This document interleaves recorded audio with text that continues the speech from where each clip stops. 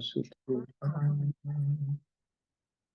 Narayanam Namaskritya Naram Cha Narottamam Devim Saraswatim Vyasam Tato Jayam Udiriye Nashtaprayeshu Bhadreshu Nityam Bhagavata Sevayam Bhagavati Uttam Shloke Bhagavati Naishtaki. So continuing with the discussion on Srila Prabhupada Lilamrita by Satsvarup Das Goswami, Volume 1, A Lifetime in Preparation, India, 1896 to 1965. Chapter 7, Jhansi, the League of Devotees.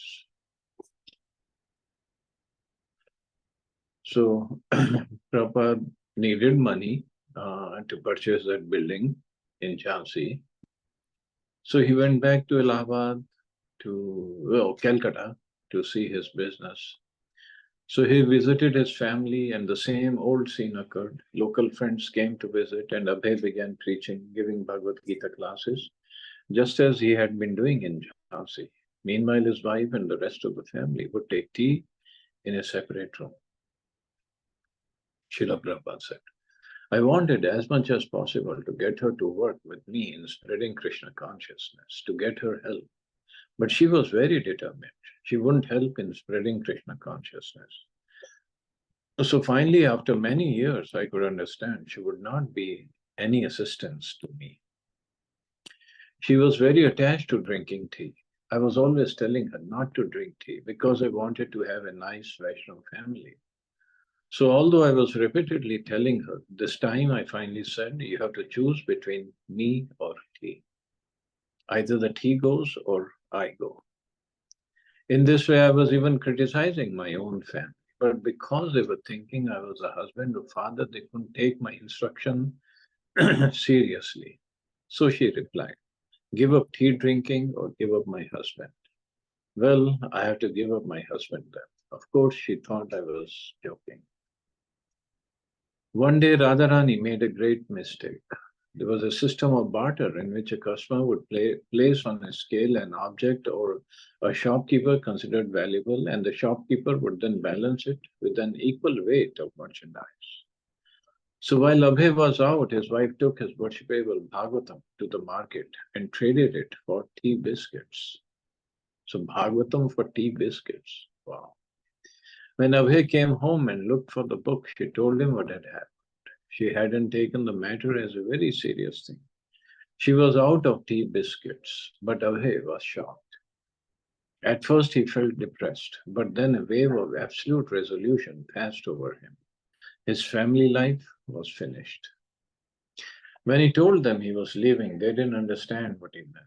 He had been leaving for 30 years. He was always coming and going. When he walked out the door, they thought, there he goes again, he's leaving. It was a usual routine. Everyone could see, even the neighbors. Mr. Day was going again.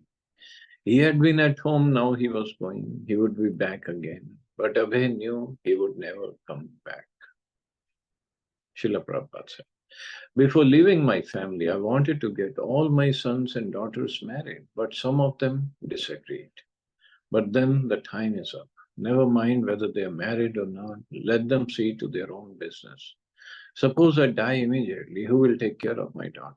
At that time, we say God will take care. Then why not now? God will take care. My Guru Maharaj used to say that renunciation of family life was civil suicide. If you commit suicide, that is criminal. But that renunciation of family is voluntarily committing suicide. Now I am dead, whatever you like, you do. It is tough. It is tough, especially for grihasthas, and to just leave the family, all the attachments, everything, and leave it for Krishna to take care. Krishna does take care. It's not that Krishna is not going to take care. But that bondage is so strong with the family. Doesn't get given up so easily. Krishna says, Sarva Dharman Parityaja, give up all religion. So family is Griha Dharma, the religion of the family. But Krishna says, give that up. But that attachment is there. And if we say that feeling of attachment has to be given up gradually, then we cannot do. Because the attachment is there. But if God will take care of them, if I die immediately, then why not now? His spiritual emotions were so turbulent that he wasn't thinking of going to Jhansi. He wanted to take a train to anywhere. Then he remembered some old god brother friends who were living in an ashram in Jhargram, only a short train ride south of Calcutta. So he borrowed 10 rupees from a friend and bought a ticket to Jhargram. It was a small mutt. When Abhay arrived, he was welcomed by Paramhansa Maharaj, Damodar Maharaj, and others. Paramhansa Maharaj had been present when Abhay had first met Bhaktisiddhanta Saraswati. And he remembered Abhay as he had looked then, dressed in white khadi, looking like a Gandhian anarchist. Abhay explained to him, I could not fulfill my family's needs, so now let me preach the message of Lord Chaitanya. Abhay told him how his business had failed and how he had willingly left his family and was now destitute. Paramhansa Maharaj, when Abhay arrived, he appeared very poor, starving. He had no means. He came alone to the mutt, and when he arrived, he only chanted Hare Krishna, nothing else. Abhay spent his time in Jhargram, chanting the holy name and becoming settled in detachment from his family. For several days, he chanted japa almost continuously. Paramhansa Maharaj would lecture in the evenings, and then Abhay would also speak on Bhagavad Gita. But as time passed, his thoughts turned again to Jhansi, and he soon felt ready to go back to the League of Devotees. He had to secure the buildings and go on with the preaching. But before returning, he obtained a large deity of Lord Chaitanya that he planned to install at the Bharti Bhavan. Ironically, he had gone to Calcutta to do business and raise money, but now he had no money, no business, and no family responsibilities. He had been married 36 years, and now at age 58, he had fully taken to the Vanprastha order. Now he could dedicate his life fully to preaching Krishna consciousness.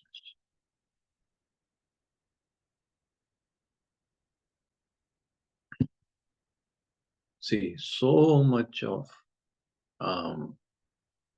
turns in his life where he was doing great in his business and his family and preaching as a grihastha. And an astrologer had predicted he could be one of the richest people of India. And now he had no money, no business, no family responsibilities, nothing. Abhay did not adopt the saffron dress of a Vanprastha, but continued wearing a white dhoti and kurta. The people of Jhansi had always known him as a preacher with no family ever since he had first arrived, a year and a half before. Now he was returning to them with the deity of Lord Chaitanya and a determination to establish Lord Chaitanya's temple in Jhansi. Abhay met with a warm welcome from Acharya Prabhakar and others, but he also met with competition for possession of Radha Memorial. It began with the Sanskrit conference, the Bundelkhand Sanskrit Sammelan, which brought to Jhansi the governor of the province, K.M. Munshi, and his wife Lilamrita. An active social organizer, Lilamrita Munshi had opened several branches of the Mahila Samiti Sangha, a society that aimed at socially uplifting women by teaching them secretarial skills and English.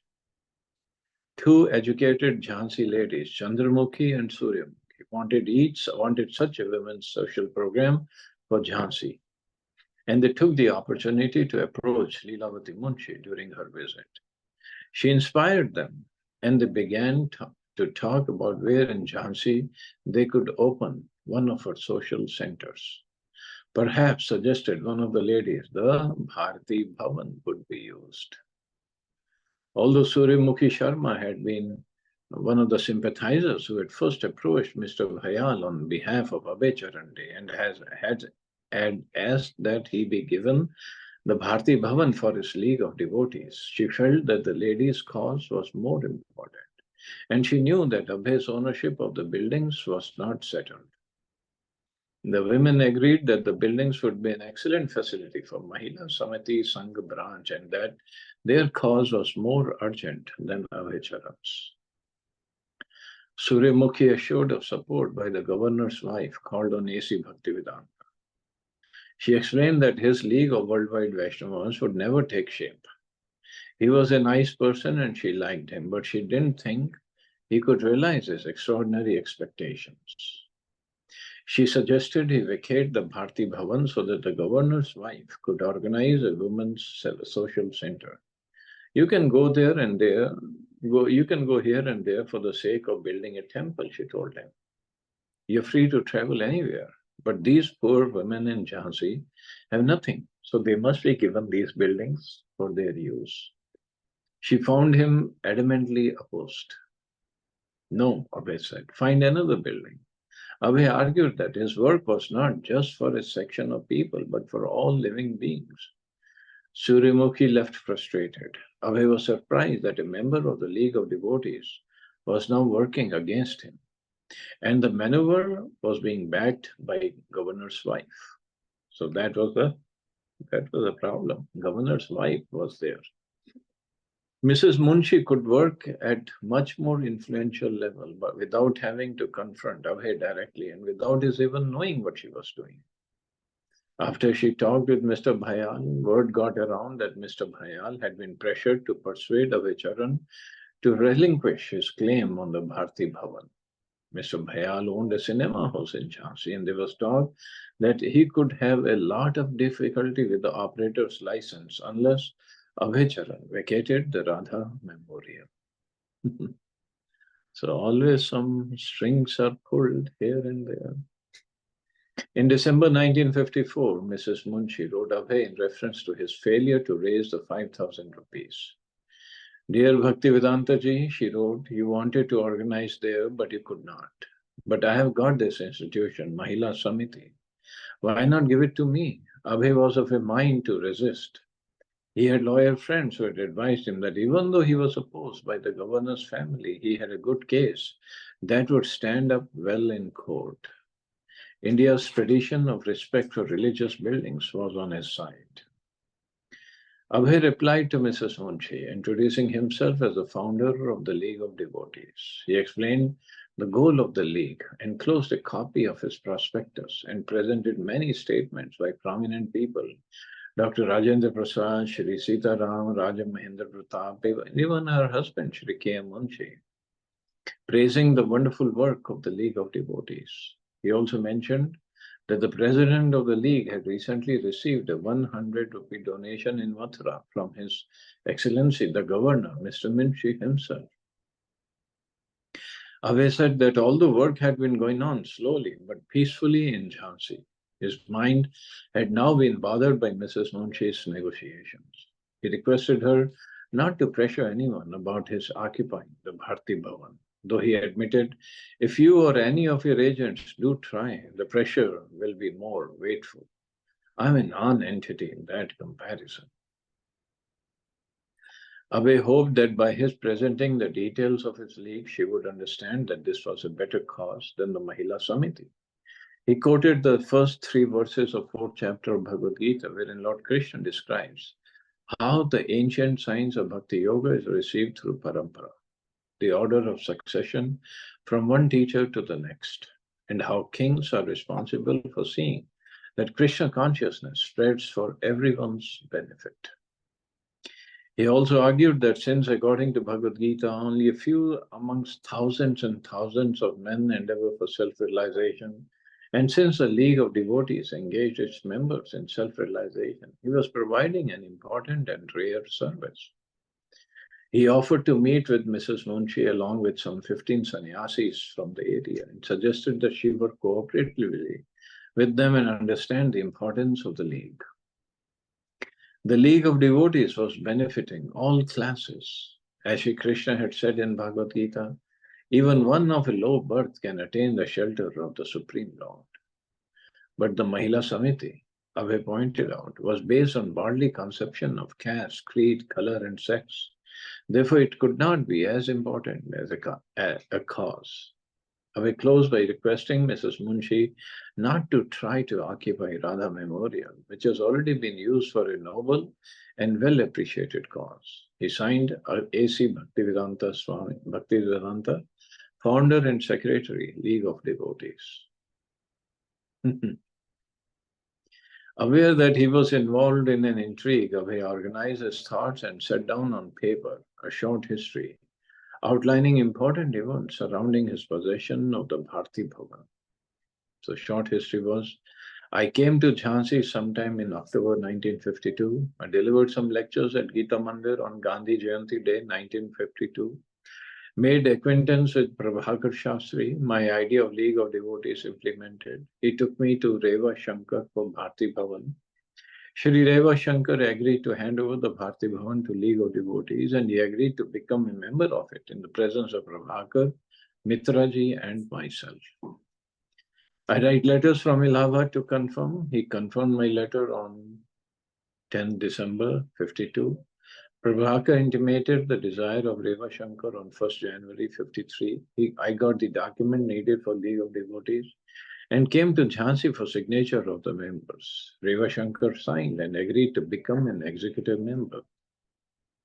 So the document was submitted for registration at Lucknow. The League of Devotees ceremoniously started on 16th May 53 and work began. So I'm occupying the building since then and continuing my work.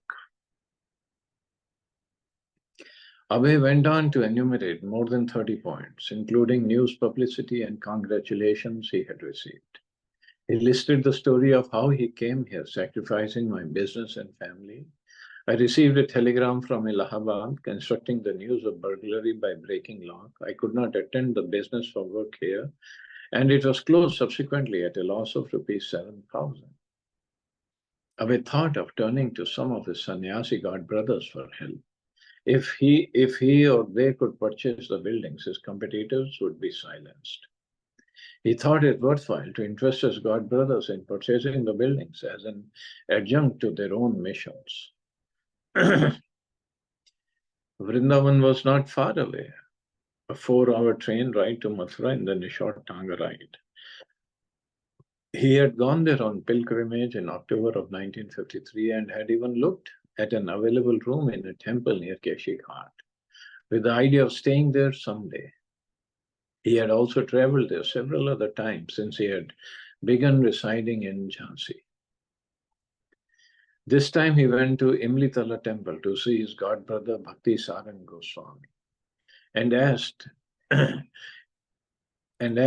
if he would like to take over the proprietorship of the Bharti Bhavan so that it might be used for preaching Krishna consciousness, according to the teachings of Srila Bhaktisiddhanta Saraswati. But Bhakti Sarang Goswami was not interested. After approaching another god brother, Damodar Maharaj, who was also not interested in Jhansi, Abhay took the short Tanga ride back to Mathura to see another god brother, Keshav Maharaj. Keshav Maharaj was in Mathura with a group of his disciples to establish a center, but he had not yet located a suitable place. So when Abhay told him about the buildings in Jhansi, he was interested. Abhay and Keshav Maharaj composed a letter to Mr. Bhayal presenting the request and the aims of the movement and then traveled to Jhansi in a group. Abhay and Keshav Maharaj with his disciples. Keshav Maharaj and his party stayed for several days in Jhansi, holding kirtans and lectures. They had an appointment with Reva Shankar Bhayal, but Mr. Bhayal broke it. So they had to wait to see him on another day. Meanwhile, Keshav Maharaj had time to form an opinion of Jhansi and discuss with Abhay the likelihood of making this his headquarters. He noted that the people were receptive, but that the location was too remote. Even before meeting with Mr. Bhayal, Keshav Maharaj felt reluctant to stake his whole mission in Jhansi. Abhay agreed, aware that Srila Bhaktisiddhanta Saraswati had said that a preacher should go into the big cities and not practice his bhajan in seclusion. And he admitted that after 2 years in Jhansi, he had made no full-time followers.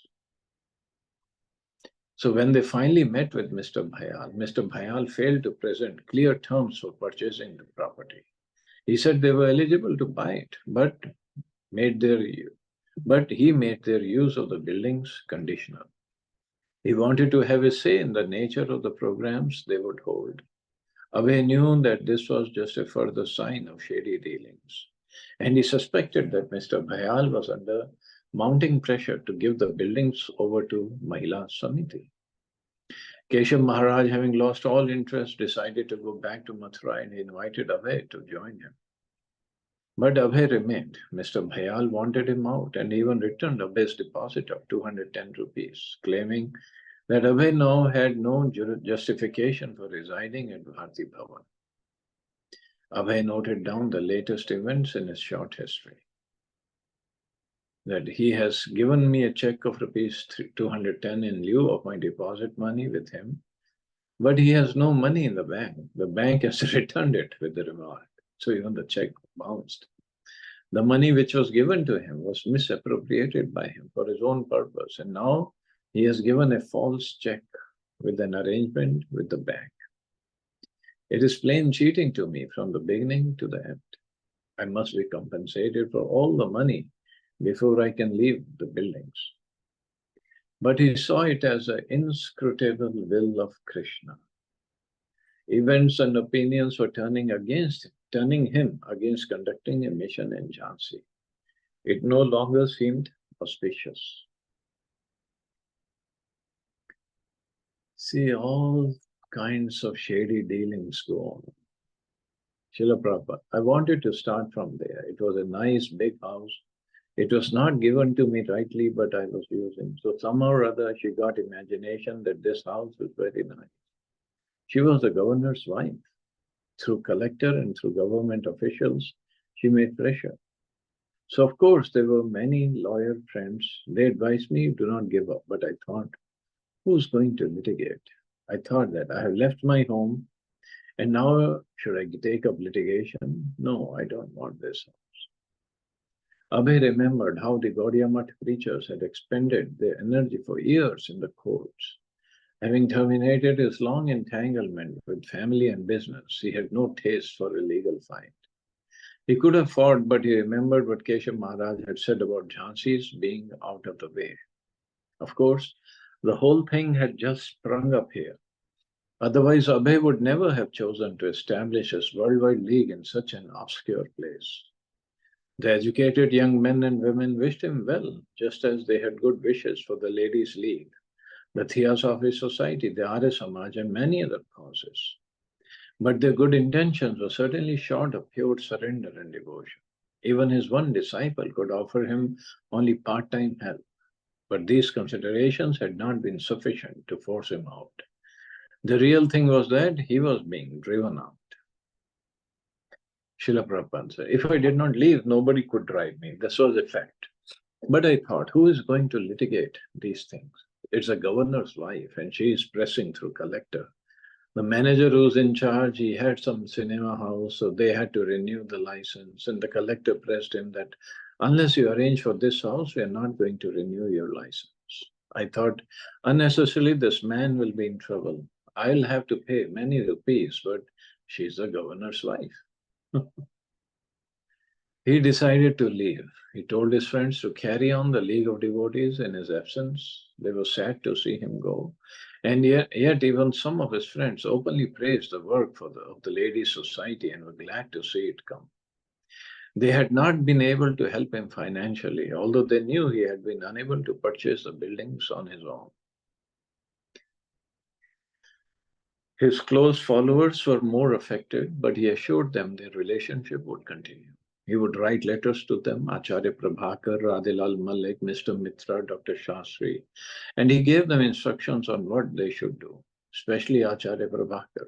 Abhay told him he would be calling for him and expected him to continue as secretary of the League of Devotees, even if they didn't make Jhansi the main residence. Yet it was obvious that this chapter was making ambitious plans for a world movement, going from house to house and village to village, performing Sankirtan, lecturing on the Gita, distributing prasadam. This was ended. And it was not likely that he would return or that the residents of Jhansi could expect to see him again. So when Abhay left the Bharti Bhavan, his 6-foot high lettering, League of Devotees, painted across the outside wall, he felt sad. It had been a natural, spontaneous success for him.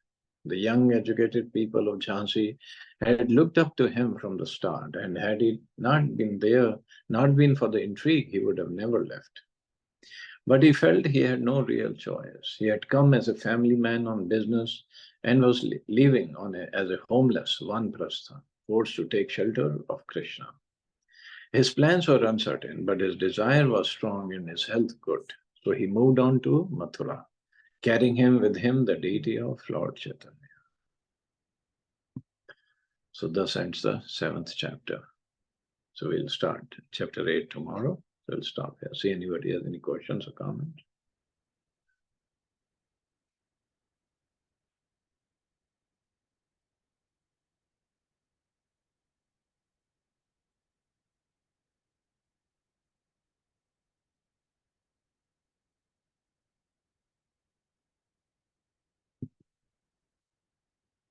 Okay, you all have a safe and wonderful day. Hare Krishna. Jai Shri.